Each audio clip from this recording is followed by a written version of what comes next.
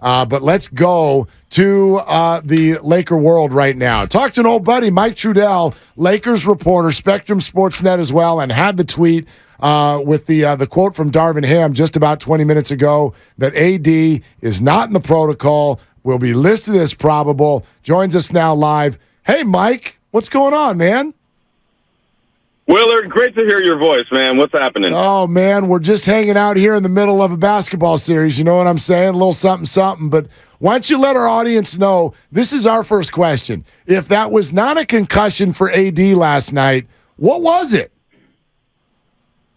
I don't know. I don't have that information.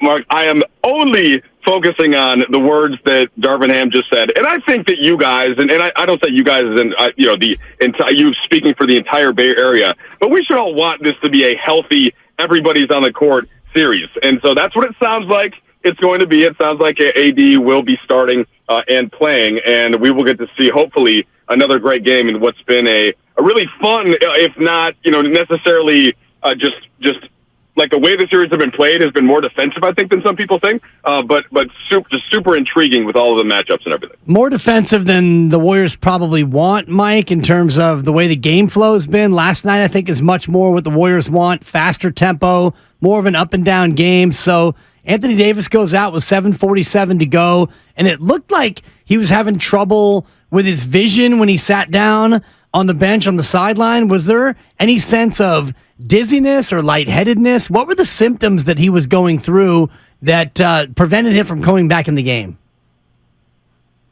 Yeah, we really don't know exactly, honestly. And I was around the team, I was on the bus, I was on the plane and all that, but it wasn't like we were asking AD those specific questions, and Darvin Ham just essentially said clearly he got hit in the head with the elbow. I couldn't tell if it looked like it was kind of like right in that temple area. I haven't gotten hit there in a while. I'm trying to remember if Willard back in his LA days ever popped me in like a basketball celebrity event or something against celebrities. I don't think, Willard, did you ever hit me like that? I wanted to, but I stopped short. I wanted to keep the relationship in place. That's good. All right, that's good. So here we are. So I mean, look, at this point, it doesn't even really matter, right? Like, as long as he's not in protocols, it sounds like he's listed as probable. To me, I'm already more thinking about, all right, well, what are they going to do with the screen roll? Like, how high are they going to keep him? Are they going to try to keep him closer to the basket as the Warriors are clearly trying to spread them out? So I think that at this point, the Lakers certainly are thinking about this more of just what are they going to do to win Game 6 after Golden State dominated much of Game 5. Mike Trudell with us here on Willard and Dibs, Lakers reporter. Mike, I wonder what you think about that and what the Lakers think about that. What is the adjustment? The Warriors are clearly trying to make the Laker defense move as much as possible and move them out of the paint. So what is next from the Laker defense?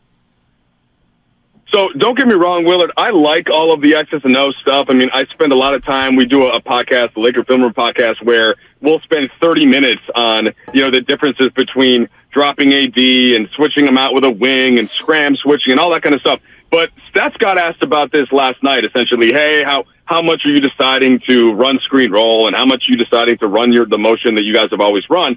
And he basically said it doesn't matter, like it all works. What worked for the Warriors better in that game was that Draymond was super aggressive, Wiggins was super aggressive.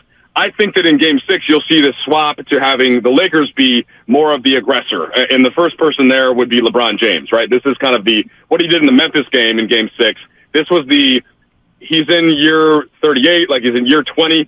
But this is the game they kind of want to treat like Game 7. So anything that LeBron has been trying to measure, that all comes up. That's all out the window now, and you're going to really get that push from him. So I think that the tactics are interesting. The coaches will go back and forth with Kerr and Ham. But, what the Lakers have to do, I think, is just do what the Warriors did last night, which is punch first with their stars and then have the role players be a little bit more comfortable in that home environment. Does the role player switch maybe include less Jared Vanderbilt? Only 11 minutes last night, a complete non-factor. He's in there primarily for his defense, but Darvin Ham went away from him. Would you imagine more Dennis Schroeder on the floor?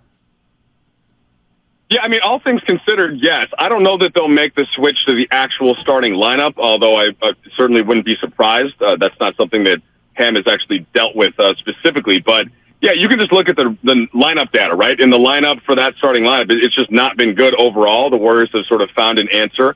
And with that said, Vanderbilt didn't have the best splits in the Memphis series either, and then had a great Game 6.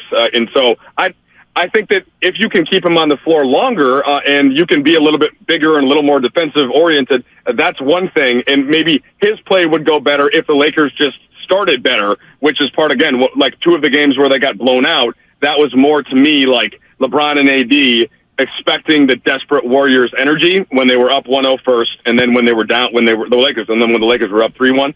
So I sort of answered that the same way I answered the last one, while acknowledging, yes, like clearly that group has not worked well against the smaller Golden State lineup. Mike Trudell, Lakers reporter, with us here on Willard and Dibs. Hey, Mike, I want to play something for you because I found this to be odd. First quarter break last night, TNT broadcast. Chris Haynes goes over to Darvin Ham, asks him about Dennis Schroeder, thinking maybe he had gotten fouled. And Ham goes to a completely different place. And I want to ask you about this. Take a listen. Coach Ham, I have to ask you because I just saw it. Your reaction to Dennis Schroeder, I guess, not getting the foul at that point. Is that something you saw? Thought it was a missed call?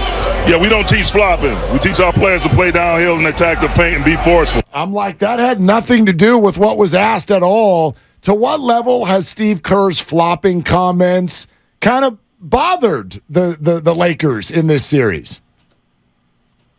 Well, so when I started working for the Lakers in 2008, the head coach was Phil Jackson, and I used to sit in those press conferences, and this was even the year before Twitter in 2008, and just marvel at the games that Phil Jackson would play with the reporters, with the opposing coaches, with players, sometimes his own players, the true mastermind, and I always really enjoyed that. So, I think it's a little gamesmanship on Kerr's part, and did that benefit the Warriors some in Game 5?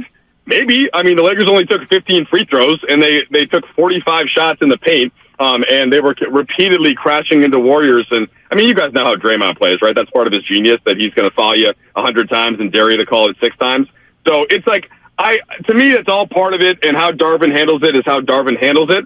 I think that Game 6, what the Lakers would hope for, would just be that the game would be called normal. But to me, it's not something I get too worried about, Lillard. Like, this is all part of the gamesmanship element. And, Kerr, I don't love going to the flopping card, but the Lakers do have a couple of guys, and Schroeder is among them, who will look for fouls. He learned that from Chris Paul in OKC. And, again, that's not my personal favorite thing. It sometimes works for Schroeder. And those are not the calls, though, that I think the Lakers are looking for. It's the ones when LeBron and AD, and even Reeves to an extent, when they're driving to the paint, getting a lot of contact, and the calls are not being made there. Those are the ones I think that they'd be frustrated about. Yeah, and Warrior fans would counter with the frustration of the moving screen calls that have gone against them. What's the nature of Laker fan after that Game 5 loss? Is it ho-hum, we can close it out at home, or is there maybe a little bit more of a sense of concern after losing that game in that fashion? Yeah, I mean, I don't think the fashion of losing the game, I don't think matters much. Again, same thing happened for the Lakers in Game 5. Like, any good team wins home Game 5, usually by a lot. I've been to a ton of those games in person. It's why that Boston loss had to be so frustrating for any Boston fans or anybody watching that. Like, that, you cannot lose home Game 5. Whether it's 2-2 or you're down 3-1, whatever it is, that's the rally around the flag, get energy from everybody. And I don't think, like, this series to me has been great. Like, I get annoyed by the focus on the fouling and the moving screens. It's like, yeah, guys, welcome to the postseason. Every single game, there's going to be a lot of difficult calls. I think the refs have overall done fine.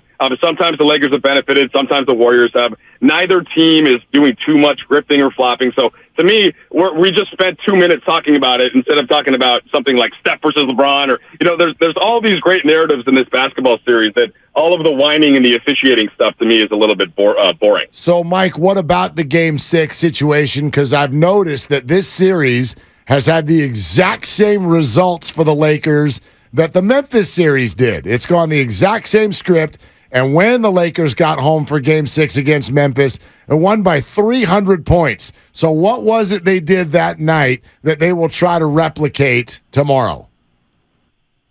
Yeah, so I mean, first of all, I do think that Golden State is a different beast from Memphis, and I think that the Lakers, and that starts with LeBron, give them the amount of respect that I don't think they're viewing this game the same way that they viewed that game against that Memphis team.